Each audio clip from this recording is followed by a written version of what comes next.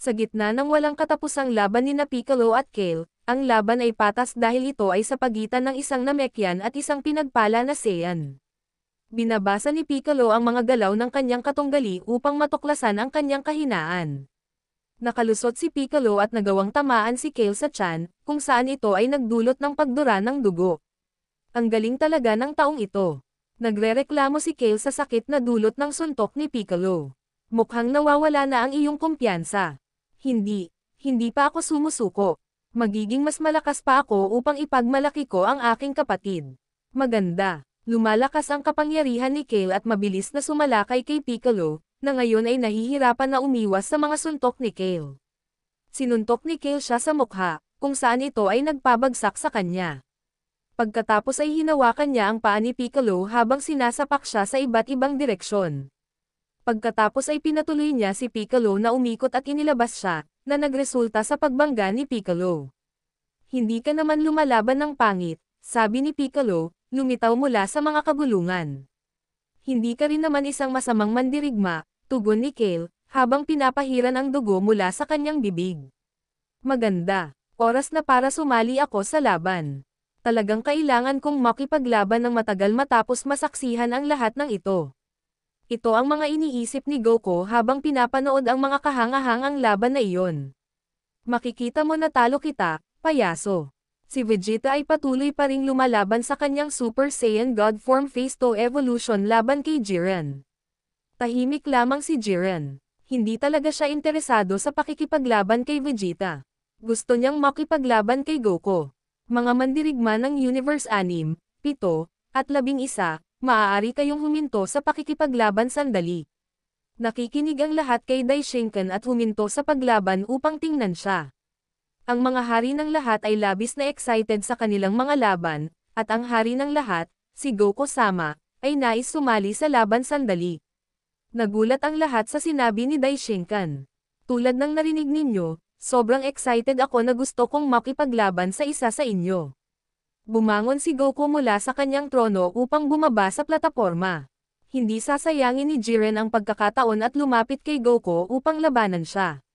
Goku-sama, gusto kong makipaglaban sa iyo. Ito ang mga salita ni Jiren, na sobrang excited na makipaglaban kay Goku. Hey, Jiren, ang laban mo ay sa akin pa rin. Ano, gusto kong makipaglaban kay Goku. Ako ang kanyang anak, dapat akong makipaglaban sa kanya. Hindi, gusto ko rin makipaglaban kay Goku-sama. Huwag niyo akong kalimutan. Gusto kong subukan ang kapangyarihan ni Goku. Magiging komplikado ito. Pakiusap, magpatuloy kayo. Wala sa kanila ang nagbigay ng pansin, ngunit sila ay nabalisa ng biglang pagtaas ng ki ni Goku na nagpang-inag sa kanilang mga katawan. Ang una na makikipaglaban sa akin ay, ang unang laban ay laban kay Caulifla. Oo, ngayon ang tamang pagkakataon upang maghayganti ako. Sabik na sinabi ito ni Caulifla. Iyan na bata, hindi mo kakayanin labanan si Kakarot. Magdudusa ka ng kahihiyan. Sister, sigurado ka bang gusto mong labanan siya mag-isa?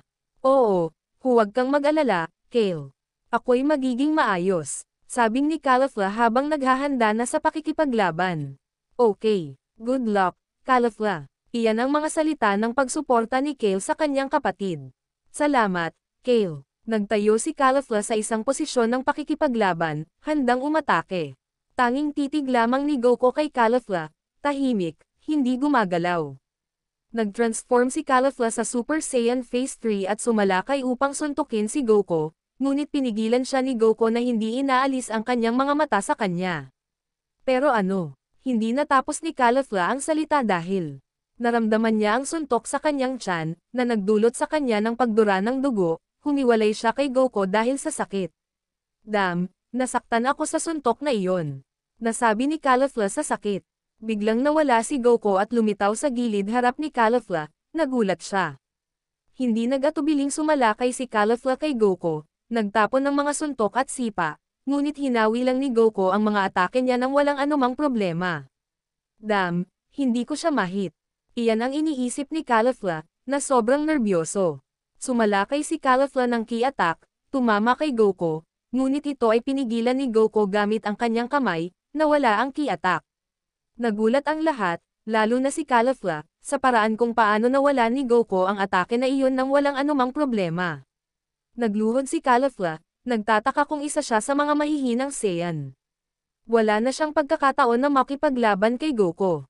Naramdaman niya ang hiya, pero hinawakan siya ni Goku sa baba. Huwag kang susuko sa isang laban. Alam kong kaya mong lampasan ang iyong mga limitasyon. May isang bagay sa loob ko na nagsasabi sa akin na magiging napakalakas mo, Caulifla. Sinabi ni Goku ang lahat ng mga salitang iyon upang mag-motivate kay Caulifla at ngumiti para sa kanya. Naniniwala ka ba talaga doon, Goku-sama? Nasabi ni Caulifla ng medyo masaya, tinitigan si Goku na may blush sa mukha. Oo, alam kong balang araw ay magiging mas malakas ka at maprotektahan mo ang lahat ng iyong mga minamahal. Ako ang magprotekta sa kanila. Si Caulifla, medyo nag-blush, nagpasalamat kay Goku. Pagkatapos ay nagbigay si Goku ng munting halik sa pisngi niya. Palm, Caulifla. Lumakad si Goku upang labanan ang susunod na mandirigma. Palm, Goku. Gusto kong makita ka ulit. Nasabi ni Caulifla na may blush. Ngayon, sino kaya ang lalabanan ko? Iniisip ni Goku, tinitingnan ang ibang mga mandirigma. Labanan mo ako, Kakarot. Sigaw ni Vegeta ng may pagmamalaki. Nagalit si Bills mula sa mga upuan at pinagsabihan si Vegeta. Goku-sama ang tawag sa kanya para sa ating lahat. Sige. Sumalakay si Goku sa isang kamangha-manghang bilis na hindi makita ng sinuman, sinuntok si Vegeta na mahirap na napigilan at nagulat sa bilis ni Goku. Ang bilis mo, hindi ka panipaniwala. Nagulat na sinabi ito ni Vegeta.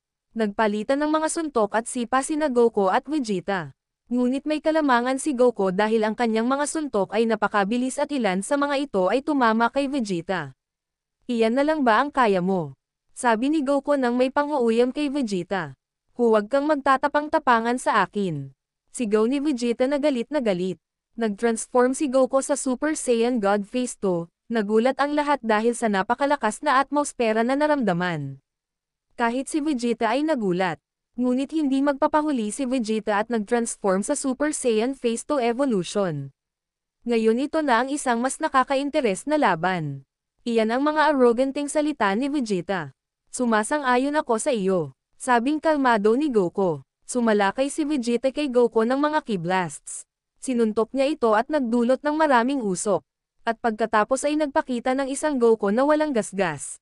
Matapos makita na walang gasgas si Goku, sumalakay si Vegeta upang suntukin si Goku habang tahimik ito. Hininto ni Goku ang suntok ni Vegeta gamit ang isang daliri lamang. Ano? Hininto niya ang suntok ko gamit ang isang daliri lang. Sinubukan ni Vegeta na lumayo, ngunit sinuntok siya ni Goku sa tiyan, na nagdulot kay Vegeta na umatras sa sakit. Lumapit si Goku kay Vegeta, ngunit sinubukan ni Vegeta na suntukin siya sa mukha. Hinawakan siya ni Goku sa kanyang mga braso, iniiwasan siya. Nagsisimula ng sumigaw si Vegeta. Ako ang prinsipe ng mga Saiyan at ako'y natalo ng isang low-class Saiyan na naging hari ng lahat. Sigaw ni Vegeta na galit at nabigo na makita na lampaas na si Goku sa kanya sa lahat ng aspeto. Vegeta, hindi ibig sabihin na sumusuko ka na dahil ako ang hari ng lahat. Tandaan, ikaw ang pinakamalakas sa Universe 7 at gusto kong pangako mo sa akin na ipagtatanggol mo ang iyong mga minamahal mula sa anumang panganib. Na magte-training ka at palaging maging isang magaling na mandirigma. Tumingin si Goku kay Vegeta na may malaking ngiti. Sumasagot si Vegeta kay Goku sa pamamagitan ng pagngiti ng bahagya na may pagmamalaki habang nakikita kung gaano kalakas ang kanyang kaibigan na si Goku. Bumalik si Goku sa kanyang base state, nagpapalom kay Vegeta.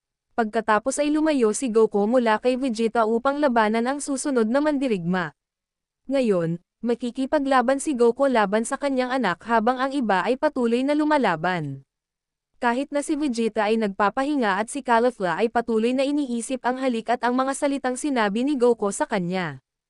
Handa ka na sa laban mo, Gohan. Nag-e-extend si Goku upang harapin ang kanyang anak na si Gohan. Oo, tatay. Iyan ang mga salita ni Gohan, na napakaseryoso. Simulan na natin ito. Lilipad si Goku patungo sa kanya ng kamangha-manghang bilis at sasapukan si Gohan na kaya nitong harangan, ngunit may malaking kahirapan. Ang bilis ng ama ko ay hindi ka panipaniwala. Si Gohan ay medyo pagod sa pagharang sa suntok ng kanyang ama. Susubukan ni Gohan na suntukin si Goku, ngunit hindi ito nagkaroon ng anumang epekto sa kanya. Tinadyakan ni Goku si Gohan at pinadala siya palayo ng malayo. Ang lakas mo talaga, Dad. Sabi ni Gohan, habang bumabalik sa kinaroroonan ni Goku. Magiging malakas ka rin, Gohan. Tiwala lang sa iyong lakas. Tingin ni Goku kay Gohan na may ngiti sa labi. Dad, pwede ba akong magtanong? Tanong ni Gohan, medyo naguguluhan. Siyempre, sagot ni Goku, medyo naguluhan din. Bakit mo hinalikan yung babae? Tanong ni Gohan, lubos na naguguluhan sa nangyari kanina. May mali ba roon? Tanong ni Goku, ngayon ay mas lalong naguguluhan at sabay inosenteng tanong. May asawa ka naman. Sabi ni Gohan upang iparamdam sa kanya na mali ang ginawa niya. Binigyan ko siya ng halik upang siya ay mangganyo at sinabi ko rin sa kanya na sa pamamagitan ng sipag at tiyaga, magiging malakas siya. At magiging kakayahan niyang protektahan ang mga minamahal niya, sagot ni Goku muli, nang may kawalang malay. Okay, buntong hininga ni Gohan dahil hindi niya nagawang maliwanagan ang kanyang ama. Magpatuloy tayo, sabi ni Goku, bumalik sa posisyon ng pakikipaglaban. Opo, ama, sabi ni Gohan, at pagkatapos ay nagpalitan ng suntok at sipa ang dalawa, nagkakaroon ng isang epikong laban ng ama at anak. Pinalalakas ni Gohan ang bilis ng kanyang mga suntok, ngunit may kahinaan si Goku. Mayroon ka pa ring maraming dapat matutunan, Gohan. Kung gusto mong maging mas malakas tulad ni Vegeta, ipagpatuloy mo. Kung gusto mong tulungan si Vegeta at si Jiren, mas pagibayuhin mo ang pagiging tapat na mandirigma. Sabi ni Goku habang tinitingnan si Gohan. Papagmamalaki kita, ama, tugon ni Gohan na medyo excited. Palagi akong nagmamalaki sa iyo, anak ko, sabi ni Goku, at lumapit kay Gohan upang yakapin siya. Oh, sapat na para sa ngayon, sabi ni Goku. Magiging interesante na makipaglaban kay Jiren gamit ang aking bagong kapangyarihan, pero sa ibang pagkakataon na lang. Naisip ni Goku na tignan si Jiren. Hindi ko na matiis ang paggamit ng aking bagong kapangyarihan. At si Jiren ang nais kong gamitan ng aking kapangyarihan, malapit na si Jiren sa kanya. Ngayon, ako na ang susunod, Goku-sama. Dapat kang handa, Jiren, dahil sobrang excited ako. Makikita natin kung sino ang pinakamalakas na mandirigma ng universo. Laban ni Jiren laban kay Goku, ito ang pinakamaganda. Makikita natin kung gaano kasigla, sabi ni Goku at Jiren ng sabay. Okay, simulan na natin.